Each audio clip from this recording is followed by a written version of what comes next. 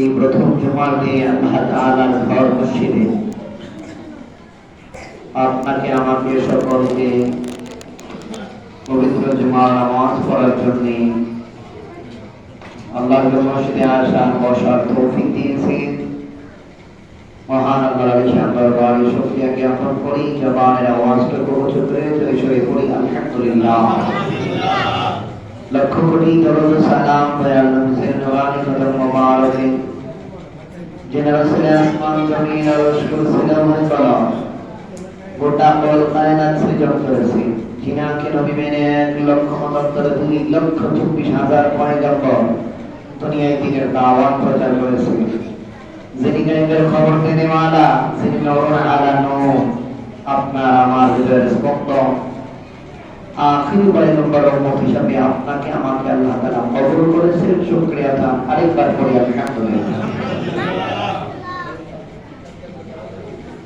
আরো শুকরিয়া জ্ঞাপন করি মহান মালিকের দরবারে যে আল্লাহ তাআলা গত রমজান থেকে এই রমজান পর্যন্ত আমাদেরকে নেকের সাথে হায়াত বানিয়ে দিয়েছেন। আরেকবার পড়ি আলহামদুলিল্লাহ। এই জন্য বলা হয়েছে গত রমজানে অনেকেই নিয়ামতপুর পশ্চিম পাড়া মসজিদে নামাজ পড়ছে, কিন্তু এবার রমজান আসছে ওই মানুষগুলা নাই, ঠিক না? আগামী বছর 2027 সালে আবারও রমজান আসবে, আপনি আমি আমাদের মধ্যে অনেকেই থাকবো না, যদি বলেন ঠিক না? তাই এই রমজান বারবার আসবে, কিন্তু আমরা অনেকেই থাকবো না। তার জন্য আপনাকে আমাকে জীবনের শেষ রমজান, জীবনের শেষ সময় মনে করে চলতে হবে। আর এই ভয় থাকতে হবে যে কোনো মুহূর্তে আল্লাহ আপনাকে আমাকে কাবু করে নিতে পারে। পারে কি পারে না? আল্লাহ বলতেছেন, ও আমার বান্দারা, যারা আমাকে ভয় করো, ইত্তাকিল্লাহ, যারা আমাকে ভয় করো, আমি আল্লাহ তাদেরকে ভালোবাসি। সুবহানাল্লাহ। তার বলতে আল্লাহ ভালোবাসে, জোরে বলেন তাকে।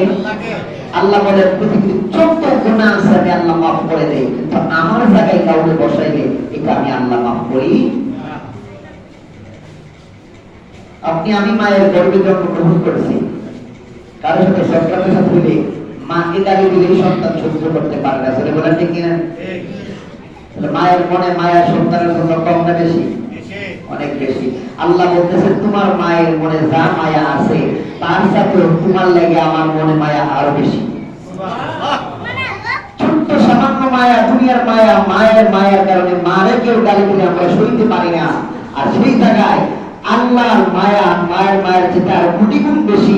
ওই আল্লাহকে কেউ যদি আল্লাহর জায়গায় অন্য কাউকে বসাই দিলে আল্লাহকে সহ্য করবে না।